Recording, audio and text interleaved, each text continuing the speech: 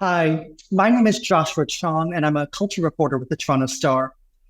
If you're a regular culture goer, you may have noticed your local arts company offering what's called a subscription, a lineup of shows that are already curated and that you purchase as a package. Perhaps you're a subscriber yourself. It's a model that has existed for decades, offering arts organizations stability and predictability. Even before single tickets go on sale, these companies know they have a base attendance level according to the number of subscriptions already sold. But it's a model that almost across the board in North America is dying. It's an issue that predates the pandemic, but it's been drastically exacerbated by it. Coupled with other issues like lack of financing and donations, this shift in consumer behavior has led to an industry-wide crisis, with some companies canceling programming or winding up entirely. Perhaps the most glaring example of this in Canada is the Kitchener-Waterloo Symphony, which filed for bankruptcy last year. But in some cases, this move away from the traditional subscription model has presented a once-in-a-generation opportunity, a nudge for companies to scrutinize what they're presenting and to expand their offerings for a wider audience. But first, what has caused this decline in the subscription model, you may ask? Well, it's largely due to a confluence of factors, most notably changing consumer habits. Research has shown audiences are less loyal to arts companies and are putting off purchasing tickets until later, driven in part by economic headwinds and a general pullback in discretionary spending. Simply put, with the rise of streaming services throughout the pandemic, people have more options about how they want to spend a Saturday evening and are less willing to commit their time and money to one activity.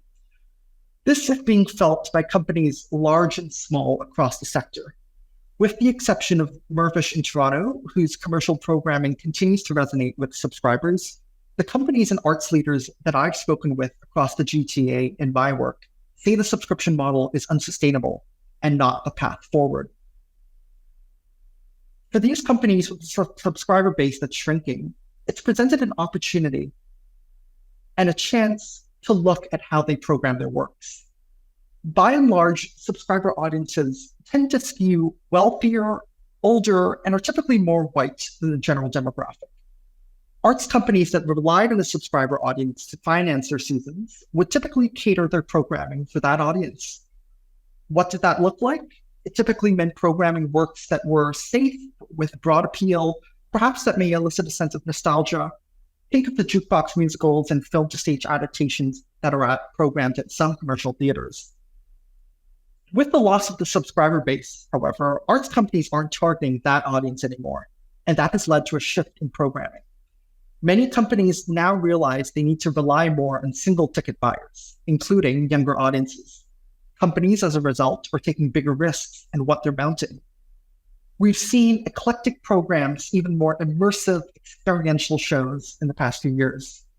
Take the Canadian Opera Company in Toronto, for instance. A decade ago, their season may have been comprised of their big title operas. But if you look at their upcoming season, only one of their 6 operas, Madame Butterfly, ranks among the top 10 produced operas in the world. The average age of their audience, meanwhile, is about a decade lower than comparable opera companies across North America. These changes are also leading to greater diversity in the voices being programmed. We're seeing companies like the Canadian Opera Company and Canadian Stage invest further in original works, world premieres. I doubt these opportunities would have been available under a subscriber model. It risked alienating audiences. And finally, the demise in the model can also offer greater flexibility in terms of programming, especially at a time when some companies are struggling financially and cannot commit to a full slate of shows in advance.